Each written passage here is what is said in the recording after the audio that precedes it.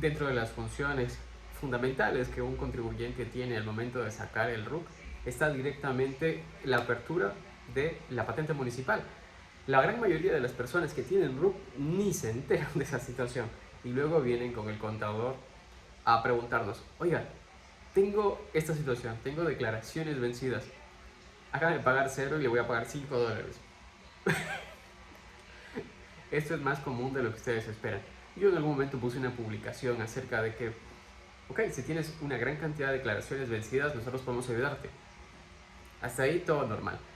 El problema radica cuando el contribuyente piensa que el contador tiene las mismas prácticas que el abogado, que hace cosas chuecas, que hace cosas truchas y que directamente el contador de forma mágica va a hacer que pagues cero. Las cosas no funcionan así. Hay casos y hay casos. Por ejemplo, si tu deuda, si tu obligación ya está como deuda en firme, poco nada puede hacer el contador si es que tú no le das herramientas para poder hacerlo. Por ejemplo, a mí personalmente, y yo soy el encargado de responder todos los mensajes que nos llegan, y nos dicen, ok, señor el contador, tengo este problema. Tengo 15 declaraciones vencidas en las cuales no generé ningún tipo de factura y no tenía facturero físico. Técnicamente me atan de las manos porque básicamente, y me dicen, solucióneme. ¿Cómo carajo te vas a solucionar? Si primero tú te estás atrasando, segundo, si ya no tenías obligaciones, si no tenías un negocio, hubieras ido a cerrar tu RUC. No es obligación del contador, es obligación tuya, ¿ya? Porque cuando tú generaste el RUC, básicamente, de seguro te dejaste asesorar por alguien y te fuiste. Entonces ahí ya es problema tuyo directamente. Y entonces cuando vas a buscar ayuda de un profesional X, sea contador local o mediante las redes, el contador no es mago para coger y borrar las deudas. No, eso no pasa así. Por eso cuando me escriben, generalmente yo pregunto, ok, listo, tienes 15 obligaciones vencidas. ¿Emitiste facturas? ¿Sí o no?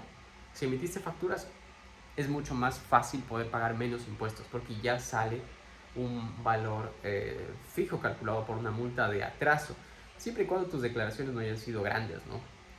En tales situaciones a veces es más conveniente pagar la multa de los $30 en relación a la multa de atraso. Justo hace poco nos llegó un cliente, me parece que era de Sucumbíos, y que había realizado su declaración atrasada semestral y naturalmente el valor de la multa era medianamente significativo, ¿no? Porque cada uno maneja sus negocios, pero la multa era de $1000 con algo. Y si hubiera realizado su declaración a tiempo, no hubiera tenido que pagar multas. De hecho, tiene crédito tributario de IVA y le han aplicado retenciones. Pero el hecho fue de que tiene multa por atraso. La gran cantidad de contribuyentes que nos escriben o que nos están viendo tiene multas básicamente por atraso. ¿Qué implica eso? Que existe un desorden en el aspecto financiero, tributario, contable, administrativo y un largo etcétera. Esas situaciones se resuelven de forma muy fácil, aunque tú no lo creas, porque ¿cómo se resuelven esas cuestiones? En una hoja de Excel, en un cuaderno, en una hoja de papel anotado, el día tal tengo que realizar la declaración como fecha máxima. Se solucionan las cuestiones.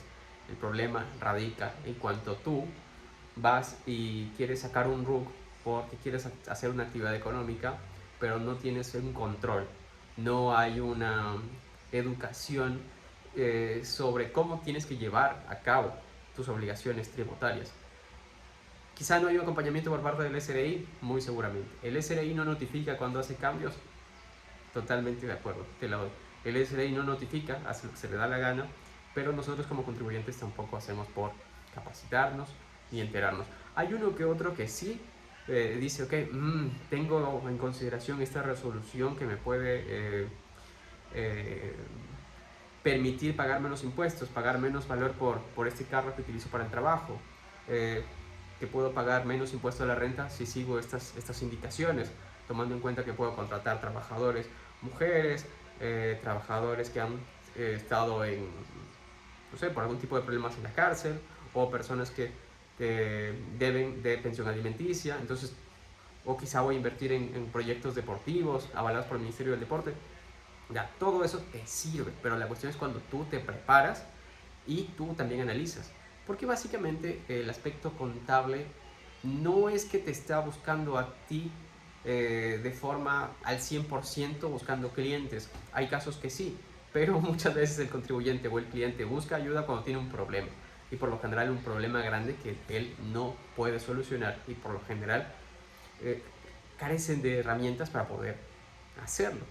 Hace poco, igual hay muchos contribuyentes en el aspecto agrícola, y por ejemplo, se toma como referencia que de acuerdo al monto de facturación pueden tomar la decisión de poder facturar, poder pertenecer de acuerdo al régimen general, de acuerdo a su RUC, y poder realizar la declaración de acuerdo al impuesto único del régimen agropecuario.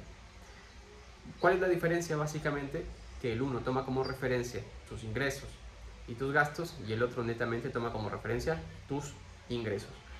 ¿Cuál te sirve?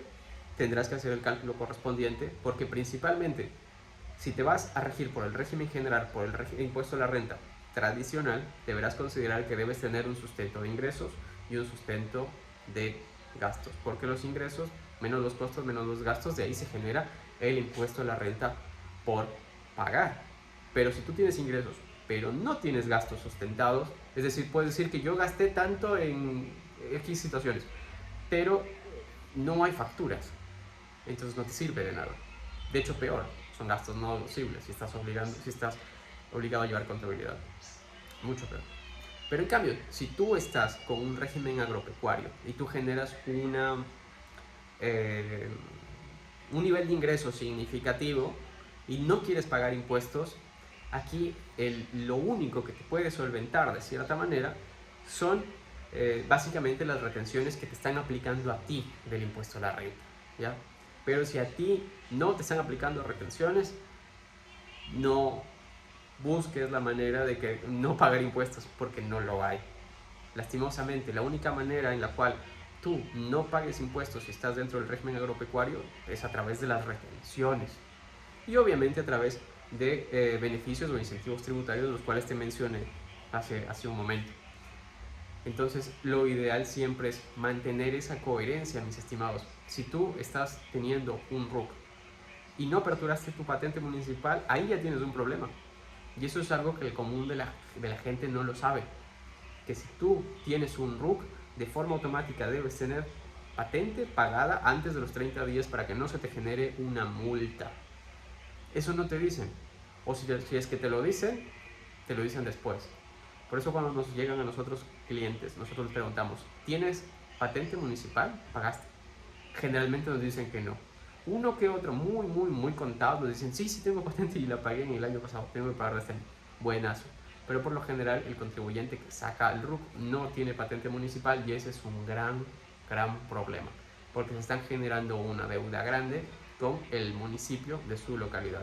¿Cuándo se van a enterar? Tal vez cuando se vayan a comprar una casa y le sale directamente la deuda en el municipio, grandota, porque eso se le toma en cuenta. Las multas muchas veces son más grandes que el mismo impuesto, y te toman en cuenta las multas de patente municipal por no RUC, sino directamente por las actividades que tú tienes dentro del RUC a través del historial de actividades económicas. Sí que es muy importante que tú te culturices en el aspecto tributario. Si tienes un negocio, que puedas saber y conocer que tienes obligaciones, que tienes derechos, pero naturalmente tienes más obligaciones.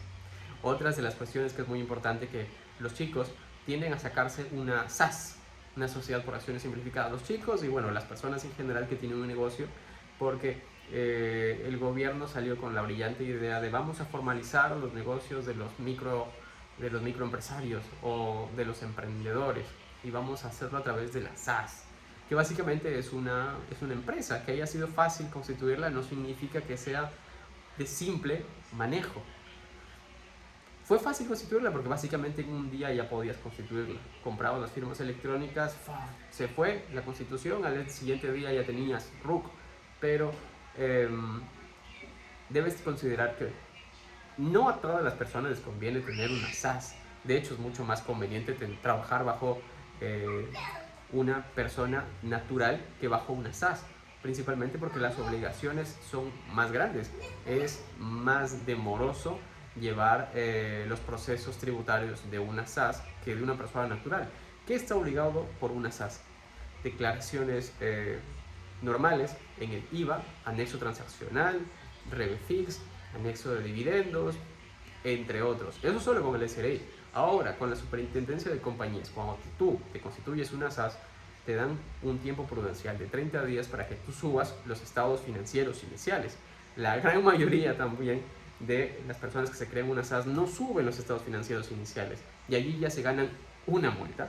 ¿De cuánto? De un salario básico, por el simple hecho de no subir el estado de situación financiera inicial, que muchas veces es con $0 con el capital que tú iniciaste, por lo general. Entonces allí ya hay un problema por el desconocimiento. ¿Qué más necesitas cuando tú constituyes una SaaS? Subir los balances. Si tú no subes balances en las fechas máximas provistas por la Superintendencia de Compañías, ¿qué pasa? Tienes otra multa.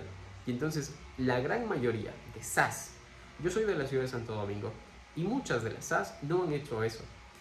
Y si ustedes revisan las SaaS de su localidad, o si tú tienes una SaaS, yo te recomiendo que por favor tomes en cuenta que tienes obligaciones con el IES, con el IES si tienes trabajadores, ¿no? Con el SRI, todos. Con la Superintendencia de Compañías, para que lo tengas en cuenta. Crear una SaaS está muy bonito, pero te genera obligaciones. Y esas obligaciones te van a generar dificultades en un futuro. Entonces analiza bien si te conviene seguir manteniendo tu SaaS o trabajar como persona natural. Porque abrir una SaaS es muy fácil, pero cerrar la SaaS conlleva dificultades, porque tienes que estar sin deudas en el SRI, sin deudas en la Superintendencia de Compañías, y si no presentaste todo lo que te he dicho, ya te va a generar más dificultades. Así que si tienes alguna inquietud, alguna acotación, nosotros somos Euken Contadores desde la ciudad de Santo Domingo para todo el Ecuador. Puedes escribirnos para mayor información. Saludos.